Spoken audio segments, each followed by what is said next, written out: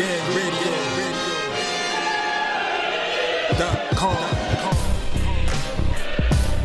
Take over.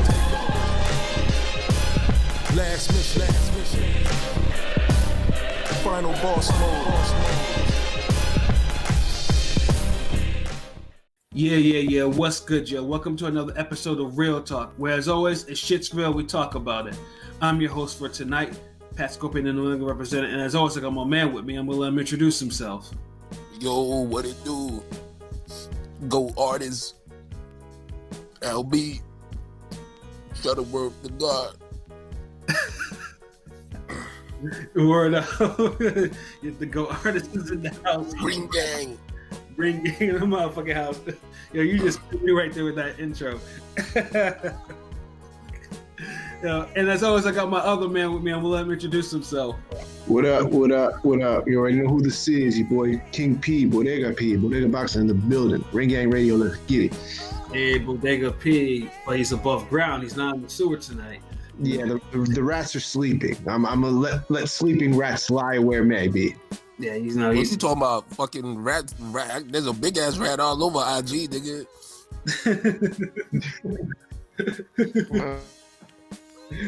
We don't speak on those rats. Word. You niggas are stupid, yo. I mean, I just when niggas say the rats are sleeping, I'm thinking the Rat King himself would be sleeping. Yo. Oh man. All right, so our topic for tonight is, keeping in line with what's going on in the music today. As everyone knows, there've been a lot, since this pandemic, there've been a lot of battles on Instagram, and for the most part, they've been fairly entertaining. I know the last one was Erykah Badu and Jill Scott. I actually missed some of that because I was probably doing some other things, but I heard that was on point. You know what I'm saying? And I wish I called because, I love Erykah Badu and I love Jill Scott. I love both of them, and one day I wish I had both of them together. But that's another different fantasy. But yeah, so right after that, there was another battle that was announced by Verzuz. I guess that's like the company or whatever that's putting these together. Hold on, didn't Verzuz used to be an old like fighting channel or sports channel? Yeah. Yeah, they used to show boxing. I remember that shit. Yeah, but now I think it's like Verzuz with two Z's. Oh, because I was about to say, like, damn, they on some Ring Gang shit, fights and music, like, okay. Battle is a battle. I thought that was just us, but you know what I mean? Oh man, but the next one that was announced is between a couple of heavy hitters from the first decade of the millennium, Nelly and Ludacris. Ooh, you know what I mean? Both of them, had a string of hits, and I do mean a string of them. I mean, Ludacris damn near went like multi-plat his first 4 albums, and I think Nelly went diamond, if I'm not mistaken. Yeah. Yeah, these cats had a lot of success. Unexpectedly, have a lot of. One of them had unexpected success. Yeah, one of them was unexpected. Actually, both of them came out of nowhere to me. For me. Both. Yeah, but once you heard him, you kind of expected him to have the success he had. Yeah, that's true, and that's Ludacris. Ludacris. Yeah. Like I said, I know Ludacris. He was done with Tim. He made his debut on one of Timbaland's albums, and with Fat Rabbit. I heard Fat Rabbit after his debut. But yeah, no. I remember I heard for Ludacris. When I heard What You're Crazy, I'm like, okay, this shit is bumping. I'm like, this shit is dope. I'm over here like Ludacris was still that double time flow. I was like, okay, this is the shit right here. Like, and I started paying attention to him. But what told me that Ludacris had longevity was when I was in college, right? And then around the time he released Southern Hospitality. I knew you was gonna say that. No, that was my shit. But look, impact. Like the white boys that were on my floor, on my dorm floor, they went nuts over that song. Like literally like 5-6 different rooms. Like they were playing that shit and they were over and over and over and over again. And I told myself like, yo, this is like this is nuts. Like they really like that song that much. Hell yeah, I mean, that song's so dope. Throw Them Bows was a hit though. Like that shit was a classic. Among black people, that shit was dope. But the white, I'm talking about like there's some white people on my floor, like Chad and Chad type white people, and they were loving it. Like Ludacris was able to make music that like For everybody.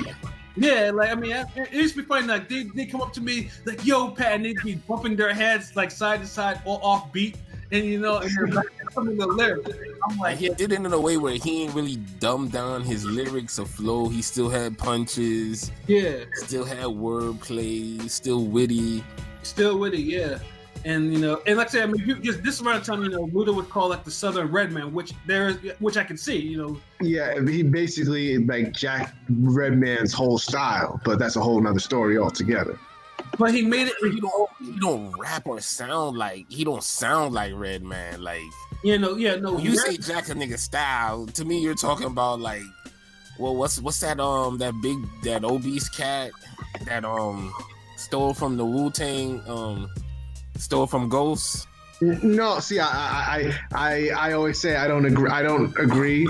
Action Bronson, like their voice sounds similar, but like their whole style to me is like completely different. But I get it. Man, he sounds so much similar to the man. I don't even care about his fucking style after that. Yeah. I mean, the stream of consciousness wordplay, yeah, that's very similar. In the flow. Yeah, fuck out of here, like. I was like, yo, this dude really sounds like Ghost. Like, I mean, and I actually liked some of his shit too. When I heard it, I was like, man, this dude really sounds like Ghost, and it was bumping too for a hot minute. And then he kind of once you realize, and then the whole when he actually came out and felt like he was better than Ghost, it was just like, no, like, dude, stop. Nah, but to me, I mean, I guess, but to me, it was just like he just sounded like him, like with the voice, kind of like how they used to say Shine used to sound like Biggie. So their voices were similar. But the thing is, Shine ain't really sound like Biggie though. That was honestly, niggas was reaching. Like there was niggas out there that sounded way more like Biggie than Shine. Yeah, like Gorilla Black. Yeah, he's one of them. Yeah, no, but the Shine thing is just because they were just trying to market that cat. Nah, but to me, like with Luda, like at times his flow sounded like Redman's. Like their flows were similar on some songs. I mean, they even have a song together. So I mean. Yeah, I mean they were sounding like they sounded like they own people. They like I wasn't like. These niggas should do a whole album together, like. Yeah, no, like I mean, Ludacris wasn't rapped about no southern out space shit. I mean, basically it was fuckery and getting high and you know love. Nah, but they were both very animated and cartoony. Ludacris just took the cartoonish part to a whole nother level. Yeah, but Redman was a little more grimy in the approach, like Luda, like real talk, like down here, like when Luda first came out, niggas was like. Felt like he was like a nerd, bruh. Like a goofy little nigga with bars. Like this, he made some bumping music though.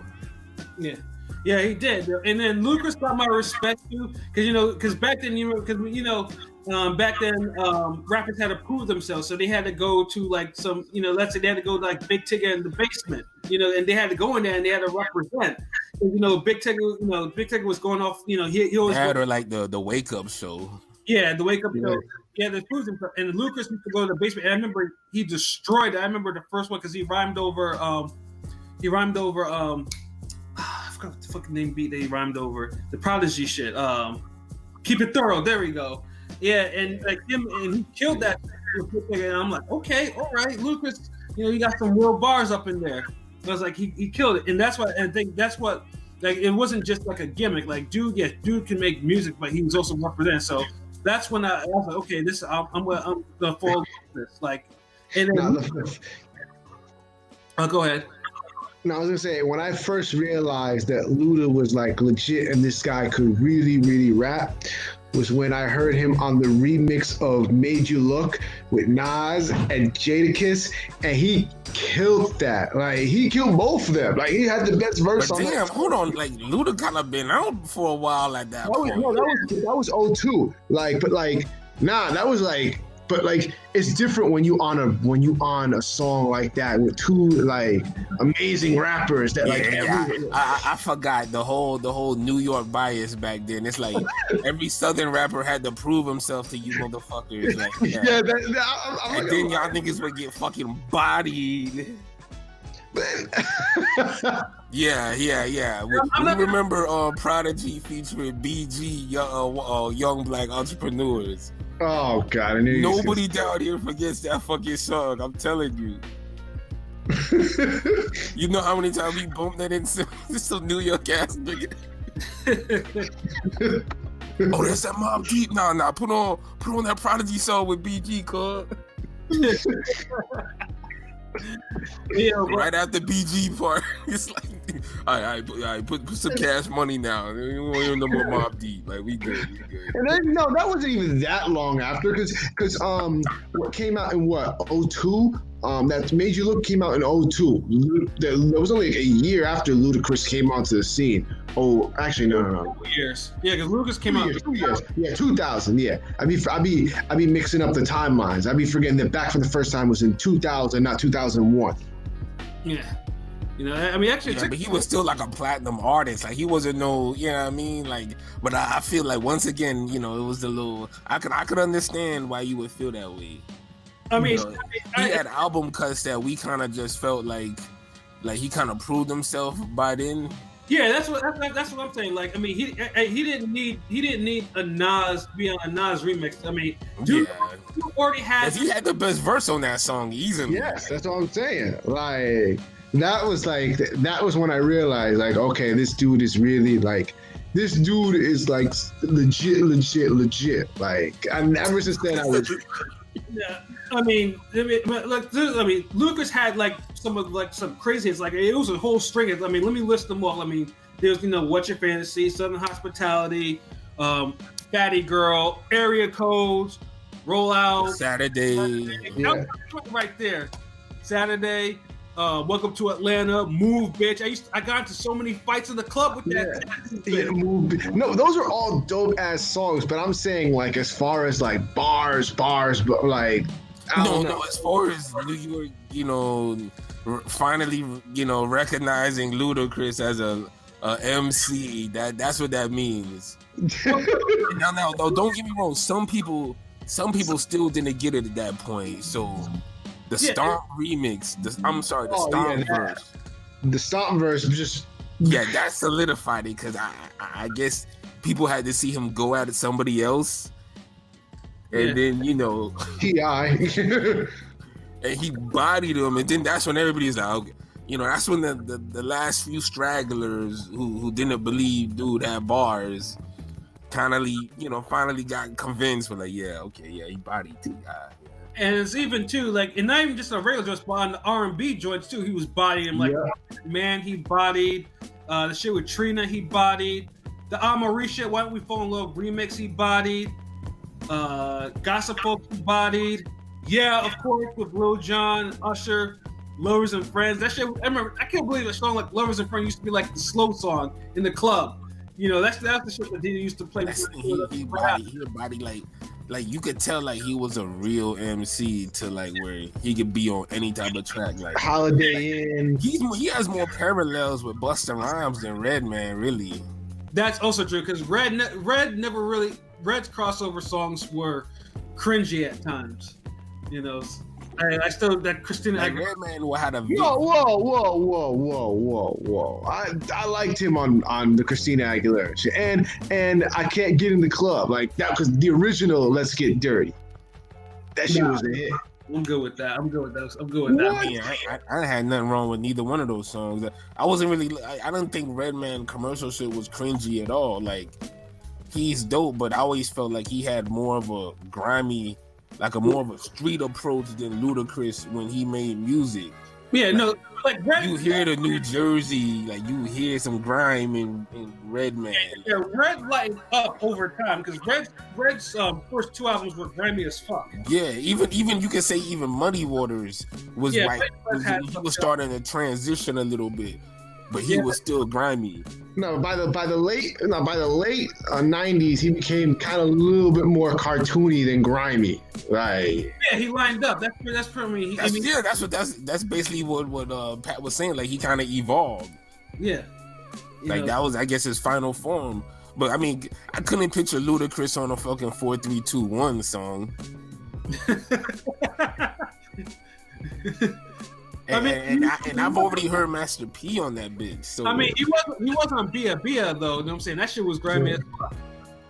Yeah, I mean, but Bia is different. Like 4-3-2-1 is like a real straight up posse cut. Like people was making careers off of that damn album, that song. Word. Whereas Bia is like, you know, some hype ass grimy shit. I mean, technically it is a posse cut too.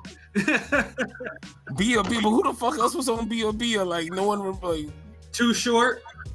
Yeah, he was on there. That other bitch, I forgot her name. There was China White. Yeah.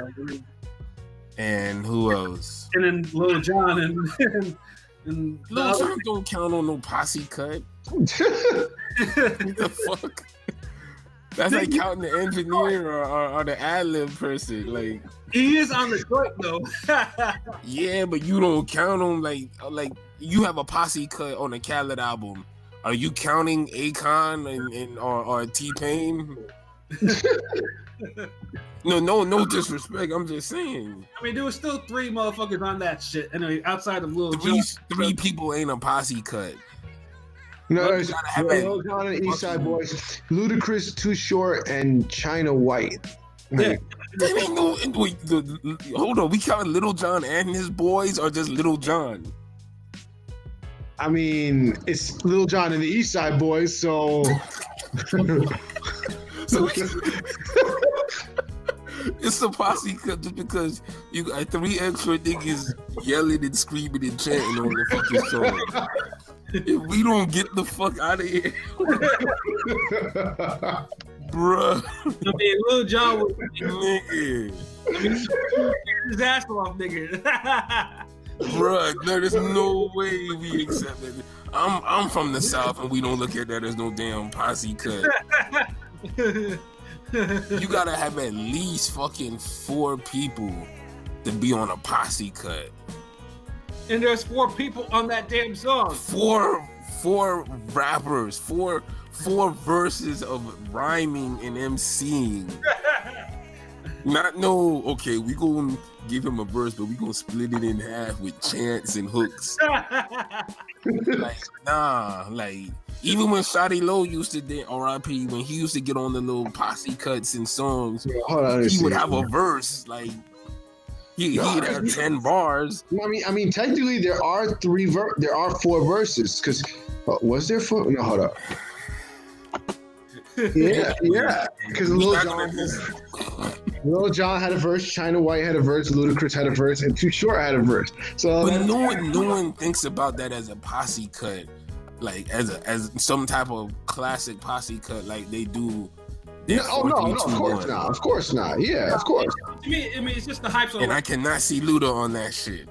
Like, I mean, I hear be a bit. I'm ready to fight. You know, that's yeah. 4-3-2-1. I'm like ready for a cipher or some shit. I'm ready to like beat on the table. Like, okay, who next? Word. And damn, like we made this about Ludacris and we ain't much even touch Nelly. Yeah, we're gonna get to Nelly in a little bit. Now, I mean, like I said, Ludacris had, basically all but one of his albums actually either went multi-plat, and gold. And it's just like, now where do you guys think that Ludacris probably kind of fell off? When he cut his hair off. Yeah, you could say that, and then I think the movies started popping off. Yeah, I think after the red light district was probably the last of like prime Luda, and then after that, that's one of my favorite albums. I fuck with that album a lot. People didn't like it. Why? No, my favorite is chicken and beer. Yeah, chicken and beer was dope. But I honestly think part of it was because even afterwards, like Ludacris had like the Release Therapy had its moments, but there was just so much cringe, and then it just became like he would have his moments, but then also I think a lot of it became we weren't used to we were so used to the cartoonish Ludacris that like once he started being serious, like people didn't know how to evolved backwards, like Redman evolved to cartoony and. Yeah, like I remember, Ludacris wanted you to take him serious. Yeah, like when I heard "Runaway Love," I was like, "Yo, this is the most basic ass song I've ever heard in my life." I was like, "Yo, this wasn't Ludacris." I was like, "This shit was kind of whack," and I was like, yeah, I mean, that was whack. But like, I liked Slap. I liked like. Talking War with God. War with God was tough, and like everybody was like, "Who was he talking about?" Everybody thought he was talking about, was it T.I., was it Chiggy? And then he's like in an interview, he's just like, "Oh no, I was talking about myself." I'm like, "Are you fucking?" That's why I was just like, "Get the hell out of here."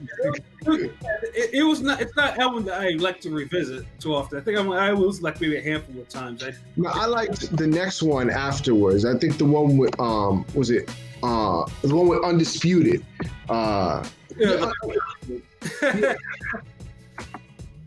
well, I didn't like Theater of the Mind at all. Theater of the Mind had some joints. I always liked of course with him and Jay-Z and Nas, I Do It for Hip Hop. A couple other ones, but like you can tell by that point it was just kind of yeah, the spark was gone from Ludacris, and it was kind of sad too, because he was getting the movies. Like basically, the focus of making music, and I think too, because he had such a high profile, like he just he didn't want to be the cartoonish version of himself, in the movies and shit like that. He kind of fizzled out because of it, because that's the thing. Like he kind of lost his spark. No, but that wasn't even like the lowest of the lowest. Release Therapy, okay, Theater of the Mind, both had their moments, had their ups, their downs, but they were like listenable to. And then he dropped Battle of the Sexes. Oh my gosh, that is the worst album he's dropped ever. Like I can't even listen to that. Like it was so it was so terrible. Like, that was when I know he officially lost it. Although, like I said, though, but How Low and My Chick Back used to get them hoes shaking their asses on the floor like crazy, though. That was the thing. I remember every time I heard those two songs, them hoes used to be shaking their ass like nothing. But that album was god-awful. Yes.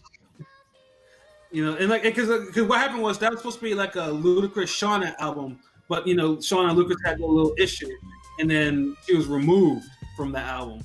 I mean, what was the issue between them? Like... I don't even remember. I think it had something to do with I forgot what it was, that why she left Disturbing the Peace Records. Should have just scrapped the whole damn album. Like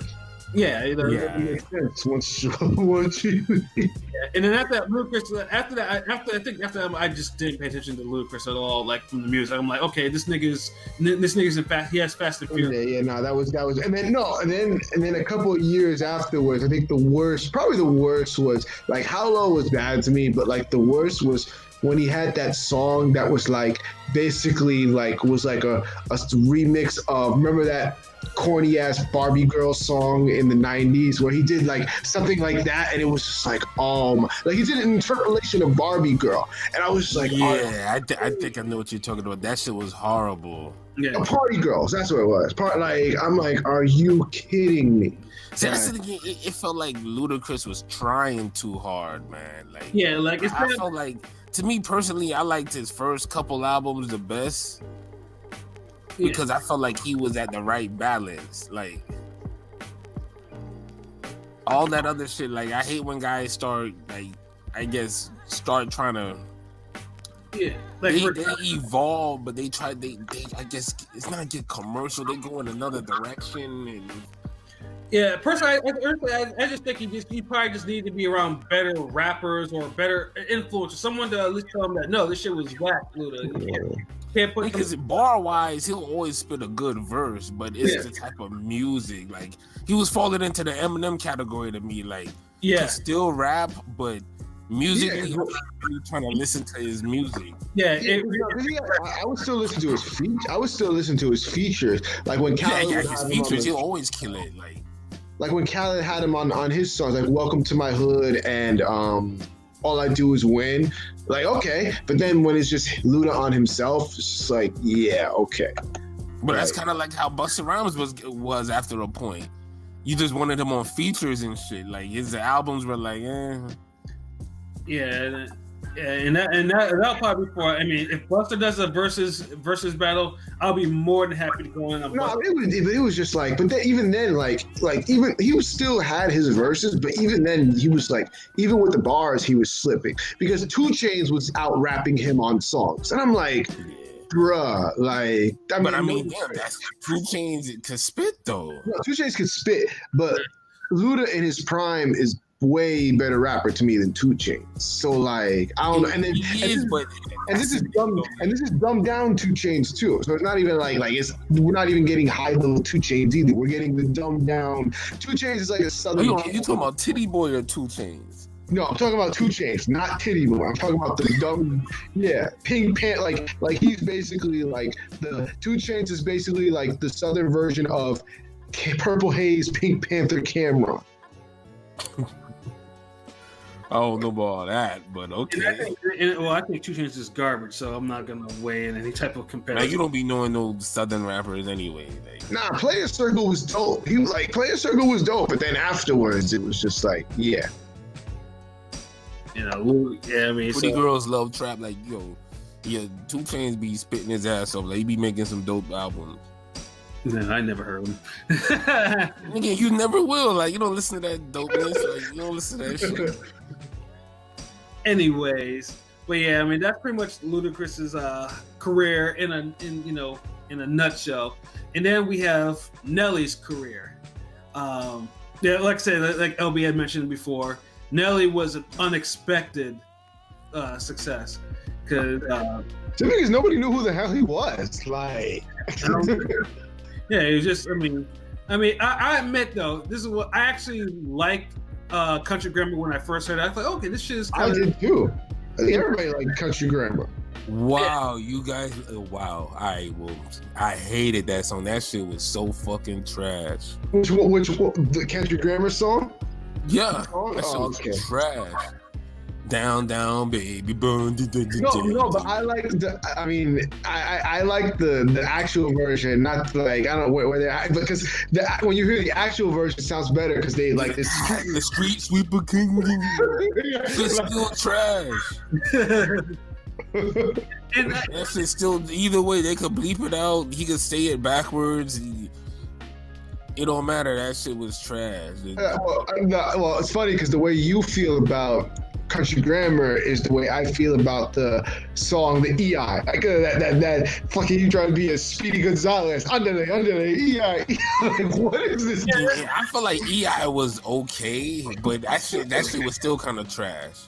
See, my thing with that, like, I remember off the song, okay, let me see what this album is all about. So I remember I went to Walgreens after work and picked it up, and then I went home and put it in the boombox to listen to it, and I was like, what the fuck did I buy? What the fuck is this?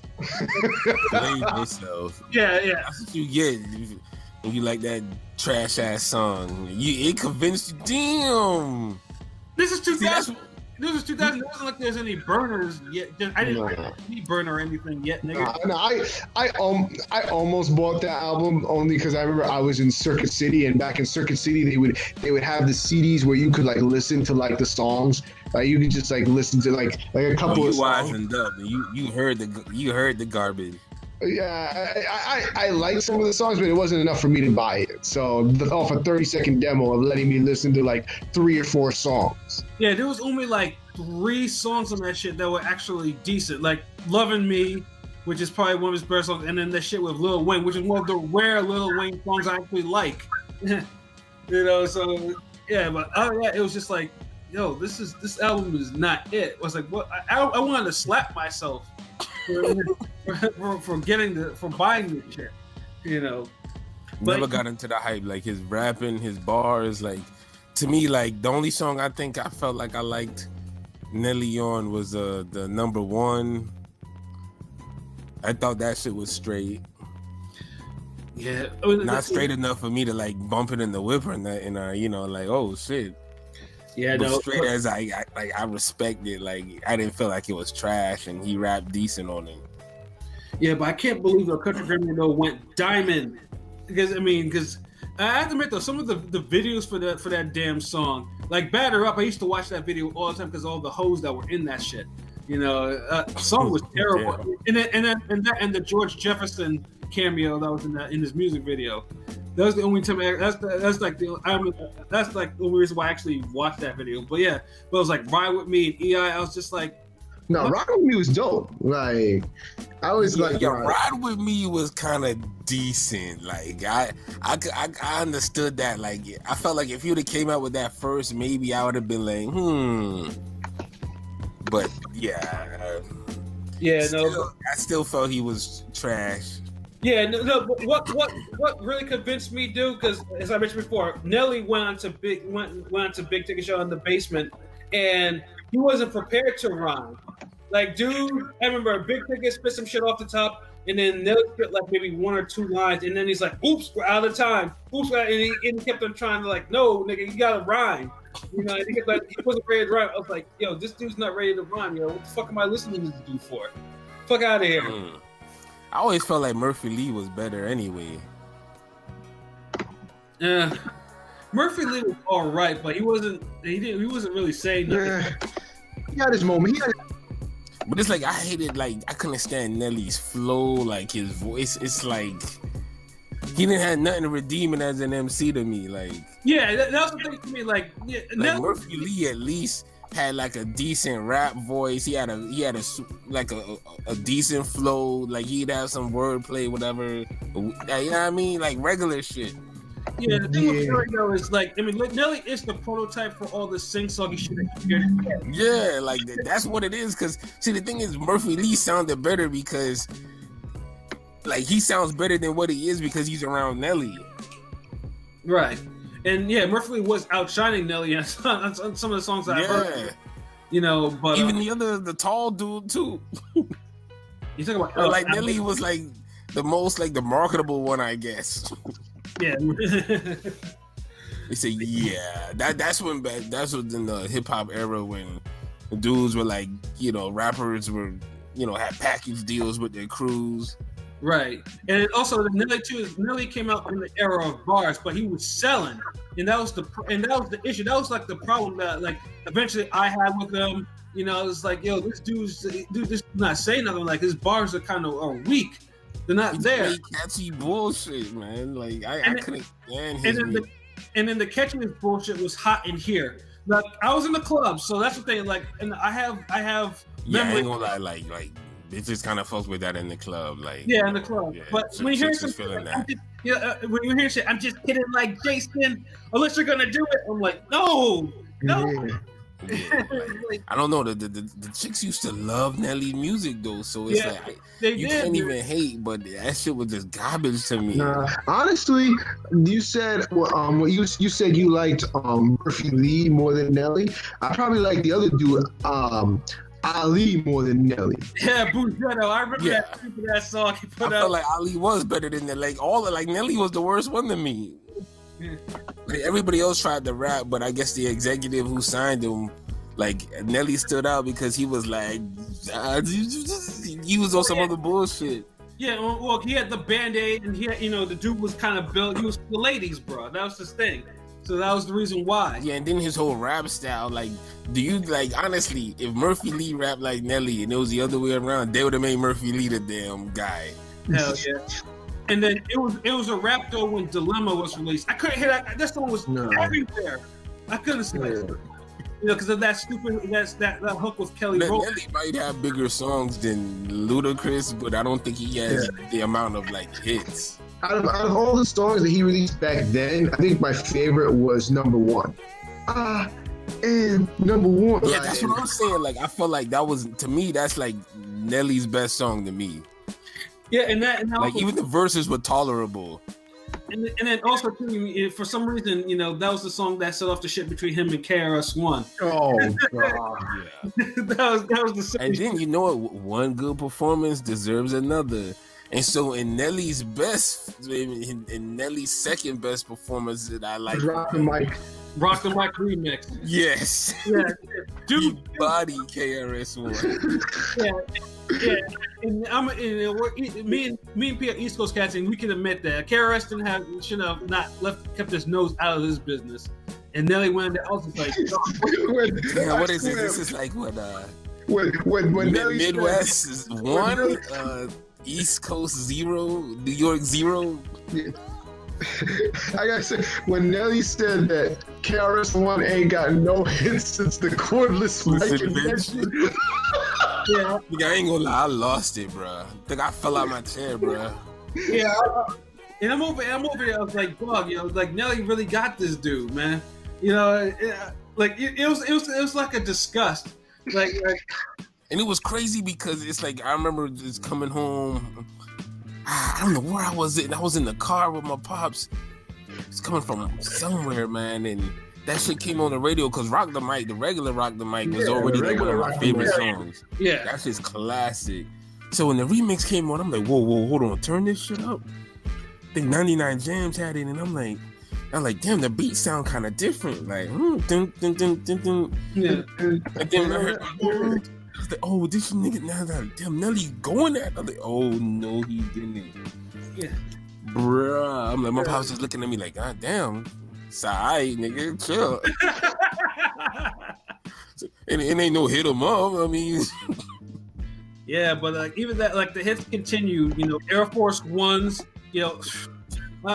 Fucking trash. Yeah, I couldn't stand that damn. No, I hate that now. I mean, Air Force One was cool. And he didn't raise the fucking prices of the forces up. Yeah, no, I hate how he now wants to act like he started the Air Force One's trend. Like in music, he did, but like it was already his own thing. I was gonna say, as a New Yorker, niggas was wearing Air Force Ones since like '98. So get that out of here. Like, nah. But the thing is, he put it on to the rest of the country though. So musically, he did kind of put it on, but like he made something that was from a whole nother region bigger than what it was to like a lot of people. Yeah, man, I know my Air Force Ones because I remember I used to rock them shits with my velour. So because it had niggas had them, like niggas was rocking them down here before he had it. It was a lot of niggas that just came from up north. Like niggas down here was rocking damn Adidas, Reebok. I mean, niggas down here had forces too. Yeah, no, but to me, Nelly just raised the prices of them motherfuckers. Hell yeah, I forgot how much I paid for my shit. So like at least like forces went up at least $20. Yeah, there was like more. More. Like, I paid like over 100 for mine. I remember. But like I said though, I had to keep the shits clean because they matched my white and red Fat Farm. Yeah, I said at least. Niggas had a sales, nigga. If you scuff, that was the worst part of having them this day. You scuff them, it's like, oh, you can't wear them shits no more. No, I remember I used to spend some time cleaning them shits because I was like, yo, I have to go to the club or a party and stunk with them shits on. Yeah, you snuff them, you step on them, you scuff them, motherfuckers want to fight you. Like, but that damn song was like that made them shits too popular. I was like, fuck, man. And then, after that, then Shake Your Tail Feather, and then that shit with Jagged Edge too. That joint. Where the party at? Yeah, where the party at. That shit was everywhere. I heard it that summer too. That was another one of those like Nelly was tolerable, but that song was just so dope you couldn't like deny it. Yeah, no, them hits kept on coming from that dude, and then Pimp Juice. That was the UGK joint. That was trash. I was like, yo, whoa, what is this? Which joint? Pimp Juice. Oh, yeah. Whatever. I was like, it sampled the UGK classic Woodwill. I was like, no, this isn't good. No. Yeah, no, dude. And then Flap Your Wings. And and Nelly had a whole... Drop down in G, go on. Yeah, and that's when because he released that double album, Sweat and Suit. Did any of you actually listen to that shit? I mean, see, this is the thing. Like this battle one-sided for me. Like I mean, I'm not even hyped for this battle. I mean, there's only one song that you could say. I mean, that I loved back then, and not even because of the song. It was because of the music video, and that is, we all know what that is. Tit Drill. Yeah. Them late nights. They do have that battle in common because I think Luda had the pussy popping video. Oh yeah, and then, Nelly had the tip drill, so them niggas used to battle that. I remember used to be watching the tip drill video at 1 o'clock in the morning. Yeah, tip drill. That was a BET Uncut classic. Both of them damn songs were BET Uncut classics. You know, yeah. You know, unfortunately, that was a song that actually spoiled the beginning of the end form because you know this is when like women were like, "Oh no, he's swiping the cracker down a woman's butt crack." That shit was always so funny. That shit made him super. This nigga making words. It's like he resonated again with like a whole nother with a start of another era. Then he was still. I feel like he just ain't really had no more music after that. Like, yeah, I think after because music was kind of changing. Like we were getting into like the snap music and the trap era at that time. Shit was getting a little harder. Like Nelly couldn't really sing his way out of this shit. No, because Nelly had like one more real hit, and that was Grills with Paul Wall and Gipp and all them. And he had to ride that Houston wave on that. Yeah, he did, and I thought that shit was stupid too. But that was his real last hit. That was like honestly, that song was decent to me. Like I ain't really. That shit was thumping. You feel me? Well, I find myself like just skipping it to the end with Ali and Gipp because those were two of my favorite like verses on it. Yeah. Right. Yeah. I mean, honestly, you can take Nelly off the song, really. Yeah, and because that was like he's like the LL Cool J Flavor in Your Ear remix. You had Nelly, you had Paul Wall, and you had Ali and Gipp. Yeah, you could keep Ali, Gipp, Paul Wall in the chorus, and yeah, and then after that though, there wasn't anything from Nelly that except for that stupid Jump the Dream song. I couldn't fucking stand that fucking song. Which song? I feel like the battle should have been Luda versus T.I. Yeah, I can see that. Yeah, that would have been more interesting because that would have been more interesting. I don't think they're on good terms though. So, well, that would have been a better battle though. Yeah, it would have. Yeah, because Nelly, I mean, he still made music after, but it was like whack. Except for his appearance on that Rick Ross song "Here I Am." Because the thing is, Nelly has bigger songs, but it's like I feel like Luda is more hip hop, and even though he's just as big. Yeah, and I understand too. And the one thing with Nelly too, and Nelly, I remember I was listening to something, I was watching something, and they were talking about like the best like rappers from like from that decade, and Nelly's name wasn't on there or whatever, and you remember he was like incredulous. It's like, you know how much I sold? It's like how many hits do I have? I'm not even on this list. I remember he was incredulous, and I think, and that's the thing because he wasn't a lyrical cat, like. He could be the greatest rapper. Like he sold the most records. Like he sold the most. He might have had the biggest worldwide impact. But the best rapper, like no one's gonna. I mean, who wants the best of Nelly verses or some shit? Like who wants a Street Sweepers K-Slade best of Nelly tape? Who wants a Clue? Who wants a Clue Nelly tape? Or who wants a DJ Drama best of Nelly tape? Yeah. Who's ever gonna ask for that? Who wants a Gangsta Grills of Nelly? Yeah, that's the problem with Nelly, because Nelly's music, it's dated to an era, and it's an era, and he never evolved. Because he was literally the only one doing that shit. Exactly, and then he was before and ahead of his time. Yeah, now you see all his sons out here. They're all around. They're using his style to different degrees. And the thing is, he fell off to the point where he didn't connect to. While it's like he couldn't Gucci Man it. Like Gucci Man was able to still connect with all the new artists and still keep evolving, still putting out music that people fuck with. Where Nelly couldn't really do that, even though he birthed these niggas style. Like Gucci birthed a lot of niggas, but Nelly, I feel like he birthed like almost a wave. Exactly. Like, I mean, it was cool for him. He made it cool to not have bars. You know what I'm saying? Yeah, that's a sad thing to say. You know? And that whole singy, songy, you know, nursery rhyme shit. I know niggas had to get at Cam for that shit, but I mean, he was still technically trying to rap. I mean, the problem is you had at the same time, you had Nelly and Ja Rule at the same time, just over flooding the market with that. Like they were hogging up. That is true. Yeah. New York had to get in on some of the fuckery. Yeah, that was the beginning of the end for the hip hop I knew. It was like when all that singing shit they were doing.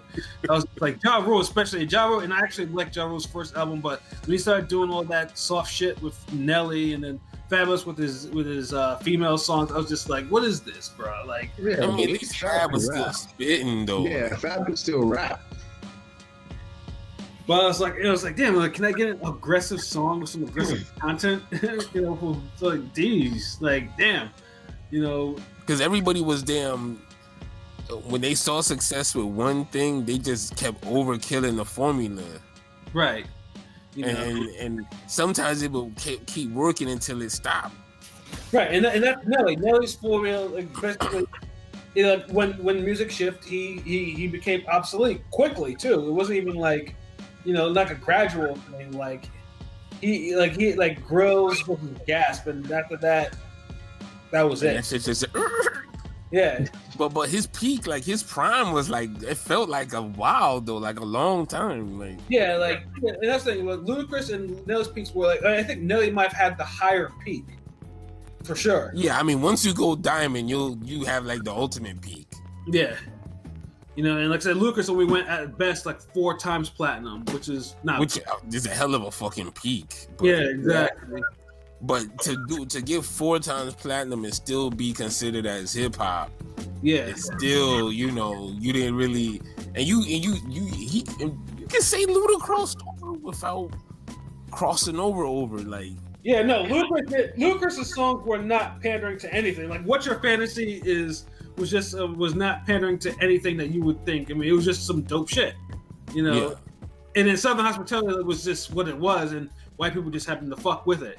And so, Move Bitch was like on some like, Move. Everybody fuck with the club song, like. Yeah, that was a fight song. Yeah, I used to elbow in the head. I think Nelly just struck lightning. He just was lightning in a bottle. He had some like weird ass shit that just sounded different. Yeah. And he was able to back it up. He didn't one hit wonder it. Like, he's like, you know what? I got a whole cart for this bullshit. Right. And he like just kept putting it out until it just, you know, until that was it. More. Yeah, and he basically, if he had evolved his style in his actual run, he probably could have extended his career a couple of years. He could have. But I mean, but also too, then I mean, like Nelly was seen. I mean, not a lot of top rappers were working with him at that time. You know what I'm saying? Who would? I mean, think about it. Like, you could listen to Luda. Some of Luda's music, some of Luda music is still kind of timeless. Yeah. Whereas Nelly, like, that shit just feels so. Yeah, like, I mean, I can still listen to joints like Southern Hospitality or Saturday, especially Saturday. Yeah, I can still listen to Get Back. You don't know me like that. You know, yeah.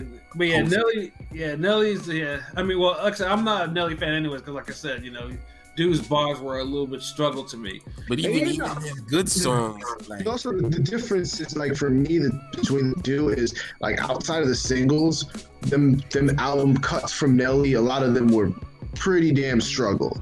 Whereas, like, Ludacris, like, even the album cuts that, like, aren't singles on the radio, them shits was fucking dope. Yeah. Like, my favorite Ludacris song is actually Blow It Out Jazz. And that's not a damn radio song, but I always fuck with that song. Yeah. Because that's the thing. It's like Nelly just... He knew how to put those hits together and, you know, string along the filler, you know, fill out the album, boom. Unfortunately, that's what gives them a chance because I feel like these battles are more about the hits, unfortunately, instead of just like, oh, which songs are better. Like they just play hits for their fans. Because it's like a popularity contest. Basically. Listen, Scott Storch versus Scott Storch versus Manny Fresh shortest that is a popularity contest. I'm glad I didn't watch that contest. Thankfully I didn't watch that either. Yeah, no, I mean that's totally just two different type of producers. Because I think they're not doing the matchups good. Like I feel like since we haven't had any great matchups except for like Primo RZA, where you had two guys with an extensive catalog during the same era, right? Who worked with the same types of artists, ran in the same circles somewhat. Going on. That's why I said Ludacris and the T.I. would be a better battle, as opposed to Ludacris and T.I. Ludacris and Nelly, where Nelly was never really competing with anybody when he was on his run. Yeah, well, I mean, except for Sez, like, just like Jay used to say, only do selling units is M Pimp juicing us. Juicing us. Yeah. That was basically it. You know, and the funny thing is too is, like I said, Nelly never collabed with any real top rappers during his run either. That's the thing, because he was just on some other shit. No one was fucking with that, bruh.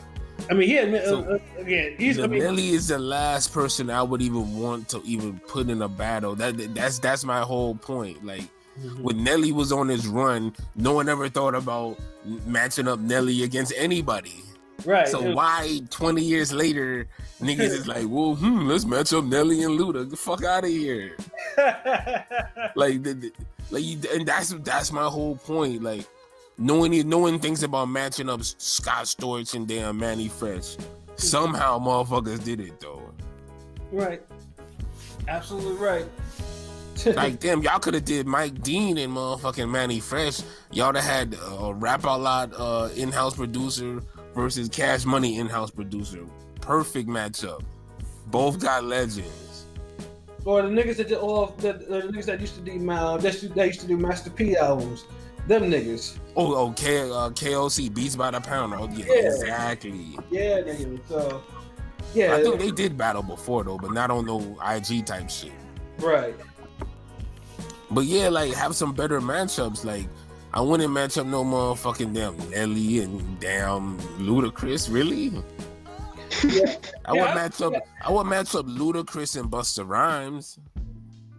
Yeah, Ludacris and Busta Rhymes, that's a good one. Yeah, I wouldn't know who to match up Nelly with, because like I said, Nelly was not my favorite rapper, and then, but there was no other struggle rappers that were like rapping like Nelly. Yeah, and that was selling like that. Like, I mean, who? I mean, I wouldn't even match Nelly with Wyclef.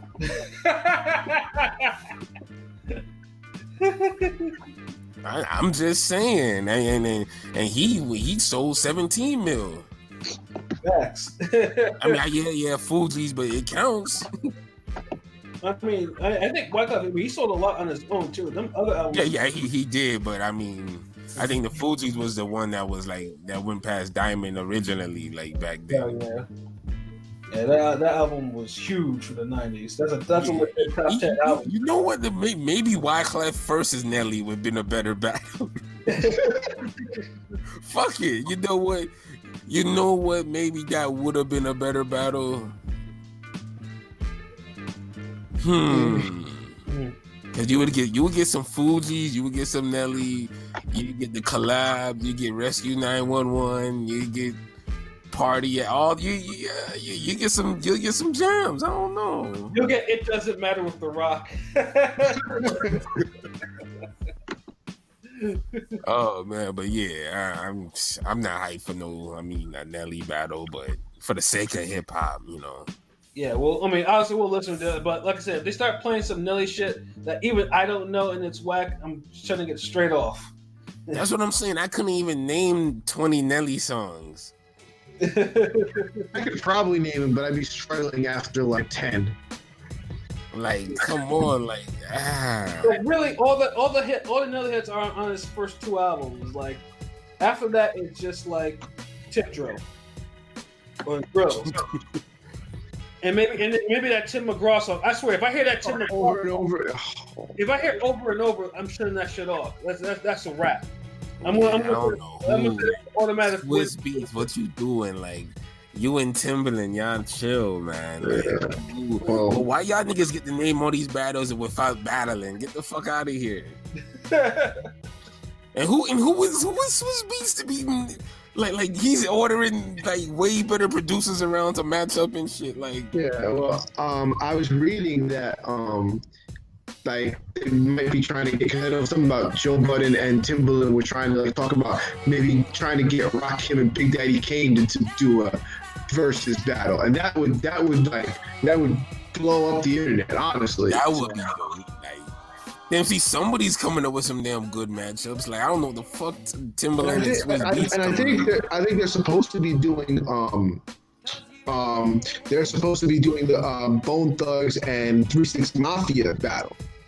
I keep hearing about that. I can't wait for that. Because I remember all live be lit as fuck, man. Yeah. I think they're supposed to be doing it because I remember they were supposed to have done that like on a random Thursday night, and then like the night of they said, "Oh, we're not doing it," because versus I remember that. Yeah. So I mean, hopefully it's lit. Hopefully it happens. But and then also too, I think they're also trying to put together Puffy and Dr. Dre. Oh god, that's a trash, so man. We're gonna get Puffy playing all these songs that he really didn't produce, but he calls himself a producer. Nah. The good thing about that is Puffy always says that Dr. Dre is the only producer that's actually on his level, and I'm like, a real producer. There's gonna be a bunch of niggas playing songs where, well, you know, Dr. Dre, he played the drums on this session. Well, Puff Daddy, you know, he ordered me around, and you know, I cut the cheesecake on this session. He said take that a couple times, and I mean, it's gonna be that type of shit. I don't want to hear 20 battles of that. yeah. Get the fuck out of here! Like, we just gonna have the engineer battle, like young Guru against somebody. Like this how, I mean, come on, man. Dude, like, I hate that we have to be, and maybe this is a semantic battle, we have to start being more specific with shit. Start saying producer battle, motherfuckers saying, well, you know, I brought everybody in the studio coffee and donuts. I mean, fucking, that was kind of what gave fucking Scott Storch the edge, because he fucking cheated, and half those songs he didn't really produce. But yeah, but that was a whole bad matchup for him anyway. Like, the matchup was at fault, and your whole point is correct too. But it's just that no one should even put that damn matchup first of all. You put an in-house producer versus another in-house producer. And you don't put one in-house producer, then you say, all right, well, we're gonna have you go against. You're gonna get like a regular gospel singer, and you're gonna put him against damn Barry White and his whole production crew. Yeah, don't watch out. We may have a gospel versus battle. Imagine like a Kirk Franklin, you know, on that shit. You know, I'm battling. I mean, you never know. You put that. I need to be like Mary Mary versus Yolanda Adams. That'd actually be a good battle. Yeah, that would be a dope battle. Like, but you know, no. If it's a duo, it need to be BB and CC and Mary.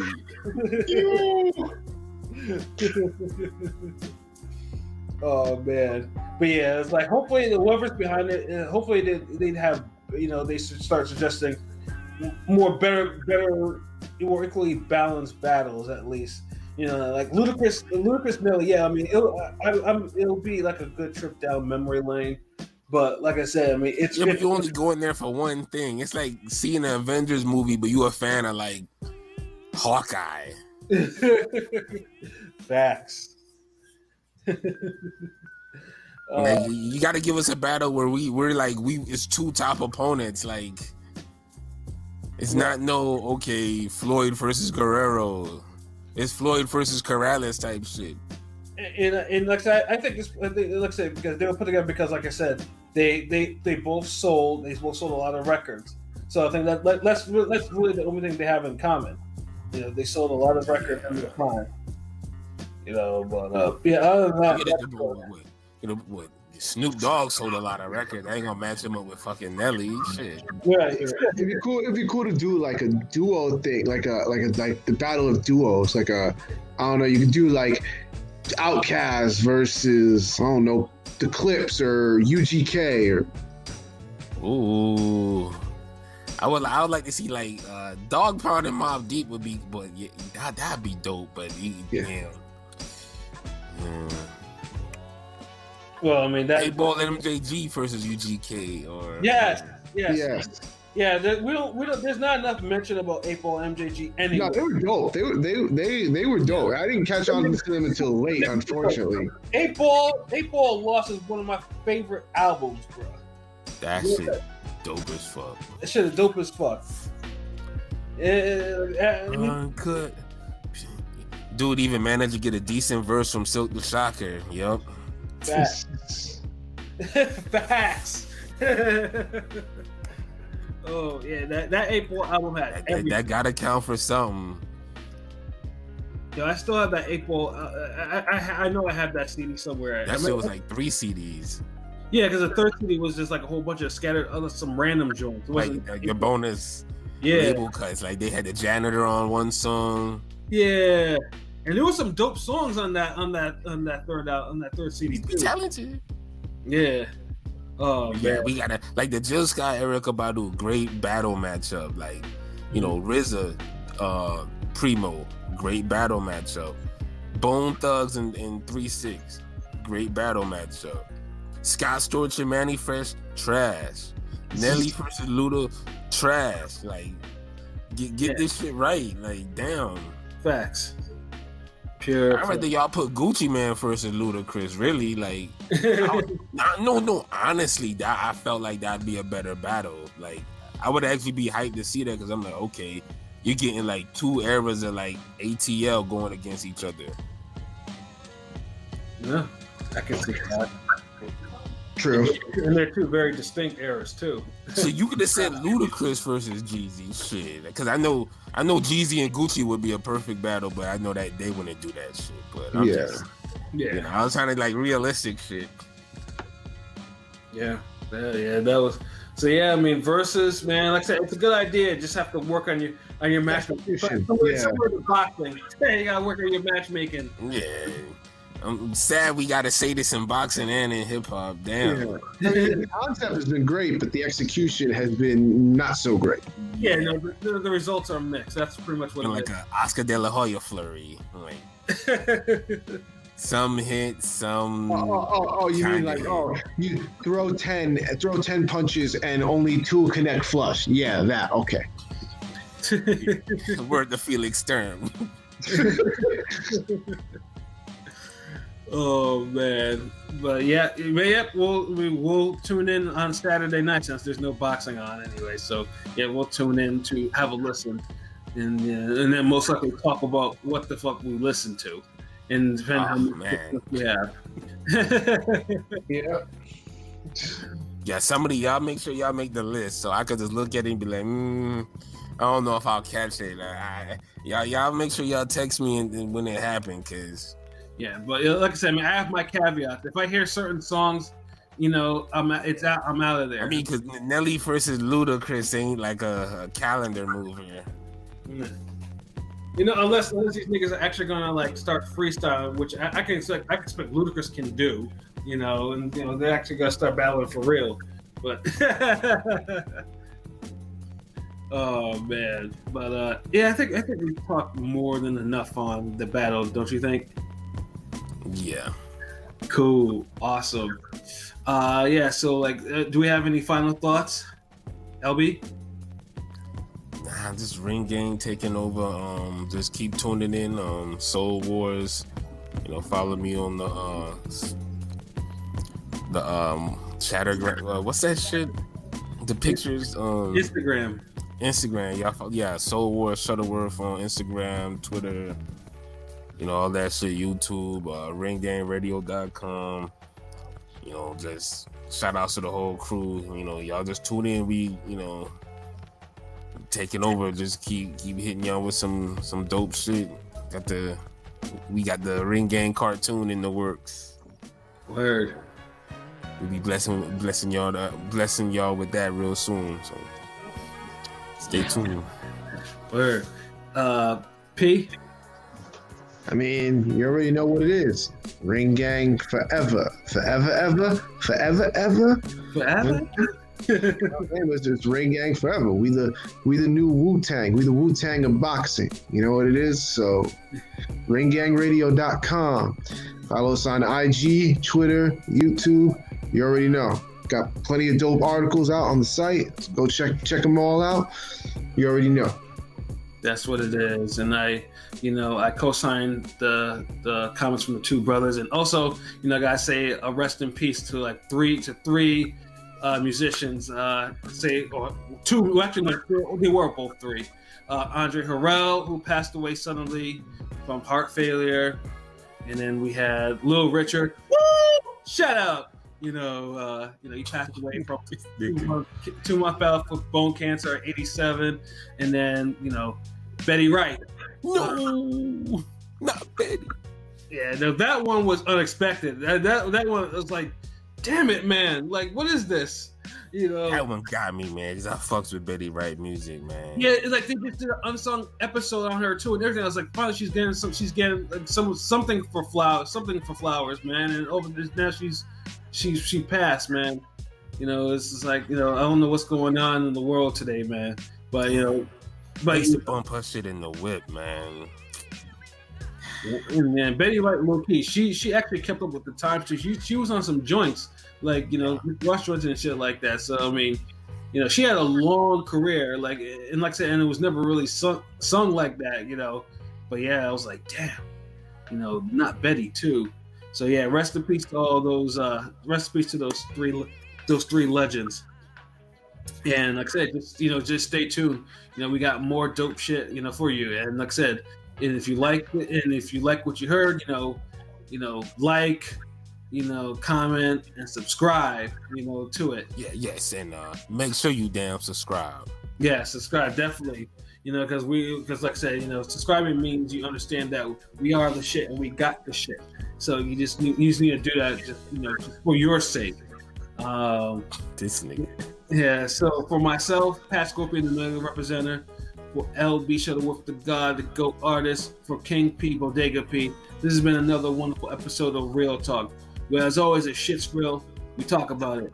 So until next time, peace.